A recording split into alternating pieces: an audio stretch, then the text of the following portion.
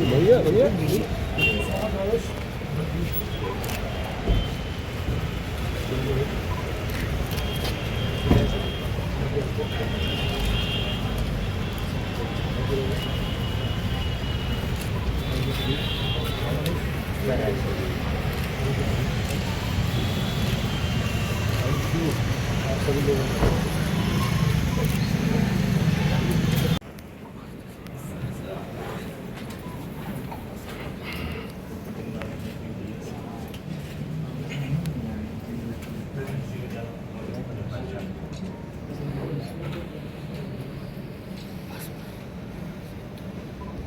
Rewa IG बनने के पश्चात मेरी 2 प्राथमिकताएं और 5 लक्ष्य हैं। 2 प्राथमिकताओं में से सबसे महत्वपूर्ण जो है वो है prevention and detection of crime, यानी कि अपराधों का पतासाजी करना और उनका अनुसंधान करना, और दूसरी है maintenance of law and order, यानी जो कानून व्यवस्था है उसको न सिर्फ माकूल रखना बल्कि उसको और सुदृढ़ करना।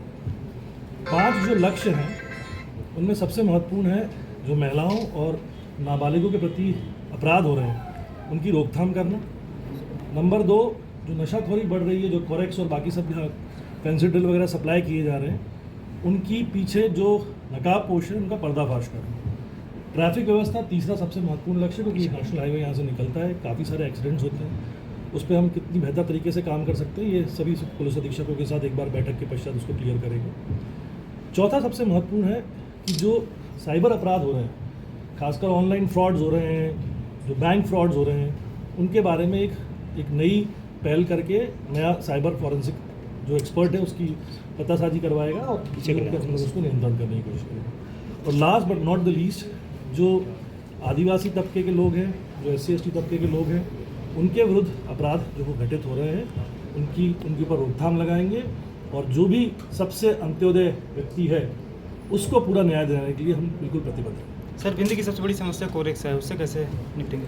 अभी आया हूँ, पहले पता करूँगा कि कहाँ से सप्लाई हो रही है, जहाँ रीवा ही नहीं बाकी अन्य जगहों पर भी कहाँ से ये कोरेक्स आ रही है, और इसके पीछे एक लक्ष्य बना के काम करेंगे और जो नकाबपोश है उनका पर्दाफाश करेंगे। सर, सिविल लाइन थाना क्षेत्र के करीब 100-200 मीटर दूर कई सालों से कोरेक्स की बिक्री हो रही है, वहाँ पे आज तक लगाम नहीं लगा पाए। ठीक है, मैं पहली बार आया हूँ, अब देखते हैं।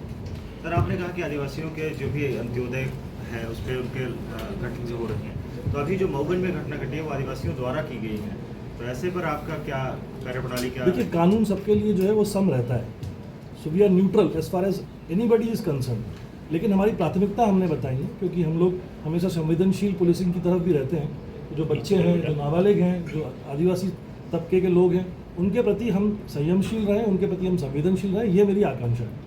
सर, कुछ माहों से गन शॉट के मामले विंध्य में बढ़े हैं, खासकर रीवा की अगर बात की जाए तो गन कहां से आ रही है और विदाउट लाइसेंस वाले इस तरह के मामले सामने आए हैं? ठीक है, इसके बारे में आपने मुझे संज्ञान में लाया है, इसके बारे में प्राथमिकता के तौर पर कार्रवाई करेंगे। सर, रीवा में ट्रैफिक भी सबसे बड़ी समस्या है, मैंने आपको पहले ही बताया, ट्रैफिक जो है उसको सुधारने के लिए पुलिस अधीक्षकों के साथ एक बार बैठक लेंगे और देखेंगे किस तरह से उसमें कुछ नया नवाचार करके किस तरह से ट्रैफिक व्यवस्था को और सुचारू रूप से सुदृढ़ किया जा सकता है। आपने सड़क दुर्घटनाओं की बात की है, तो सोहागी में आए दिन एक्सीडेंट होते हैं और कई बार बैठकें हो चुकी हैं, दूर से लोग मतलब PWD और डिपार्टमेंट के लोग बैठक कर चुके हैं, लेकिन ये जो मामला है केवल बैठक के ही सीमित रहता है, आप इसको कैसे सॉल्व करेंगे? क्योंकि आए दिन वहाँ एक्सीडेंट होते हैं। हमने कहा कि हम सिर्फ बैठक तक सीमित नहीं रहेंगे, हम नवाचार करेंगे, जिस भी क्षेत्र में नवाचार की आवश्यकता है उस क्षेत्र में नवाचार करेंगे। मेरी प्राथमिकताओं में जितने ज़िले हैं उन ज़िलों की सबसे पहले जो रात्रि गश्त व्यवस्था है उसको सुदृढ़ करना है, उसमें नवाचार करना है, और ऐसे जहाँ जहाँ हमको मौके मिलेंगे, जहाँ जहाँ हम इम्प्रूव कर सकते हैं वहाँ हम इम्प्रूवमेंट करने की कोशिश करेंगे। सर, देखा जाता है कि थाने स्तर पे लोगों की सुनवाई नहीं हो पाती, इसकी वजह से बड़ी घटनाएं घटती हैं और बड़े अधिकारियों पे लोग चक्कर लगाते रहते हैं, तो उसको कैसे मैनेज करेंगे?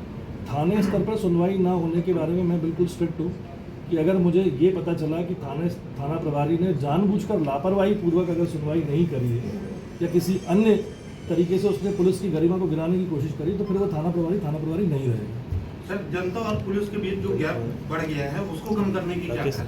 देखिए, पहले तो मुझे लगता था कि जनता के साथ में हम लोग जनता दरबार आयोजित करते थे, मुझे नहीं पता कि वो प्रथा अभी रीवा जोन में किन किन क्षेत्रों में किन किन जिलों में लागू है, लेकिन हम कोशिश ये करेंगे कि एक बार नहीं तो जो इम्पोर्टेंट दिन होते हैं मंगलवार के, वहाँ जन सुनवाई पुलिस अधीक्षक के द्वारा अगर शुरू की जाती है तो उससे काफ़ी हद तक अच्छे रिजल्ट्स मिलेंगे। तो अगर वो नहीं है तो उसको शुरुआत करेंगे। सर नियम तो बहुत सारे हैं लेकिन फॉलो नहीं होते, जैसे इसका मामला है, हूटर का मामला है, तो हूटर अभी भी सब लगा के चलते हैं, उस पर कोई एक्शन नहीं होता। ठीक है, आपने संज्ञान में लाया, देखेंगे इसको। सर कई थाने एसआई रैंक के अधिकारी से मामला है।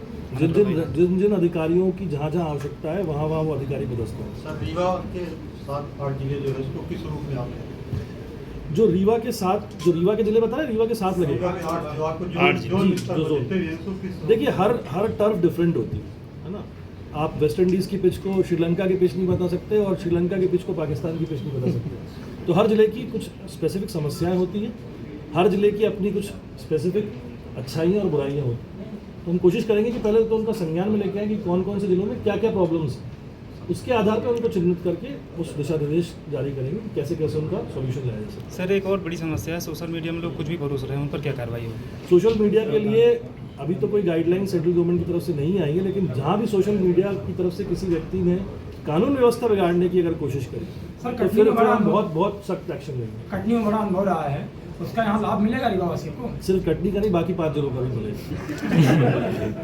नाबालिग बच्चे सर ज़्यादा अपराध में जा रहे हैं रीवा में। नाबालिग जो मैंने आपसे कहा कि वो प्राथमिकता है, महिलाओं और बच्चों के जो अपराध हो रहे हैं, जो घटित हो रहे हैं, वो तो प्राथमिकता ही है। सर बीच में शुरू हुआ था पुलिस कर्मियों को अवकाश देने का, पूरी तरह से बंद है, करीब 1.5 साल। देखिए, पुलिस थानाओं में काम कर रहे हैं। पुलिस अधिकारियों को अवकाश देने की आकांक्षा तो हमेशा पुलिस मुख्यालय की रही है, पर आपको ये भी समझना पड़ेगा कि एक तरफ हमारे पास बल की कमी भी है, तो हमें कम बल के अनुसार ही पूरी 24/7 पुलिसिंग करनी है। अभी 7000 पुलिसकर्मी भर्ती हो रहे हैं। मुझे लगता है कि काफ़ी हद तक रीवा की जो पुलिसिंग की कमी, बल की कमी की जो समस्या है, वो निराकरण हो पाएगा। ठीक।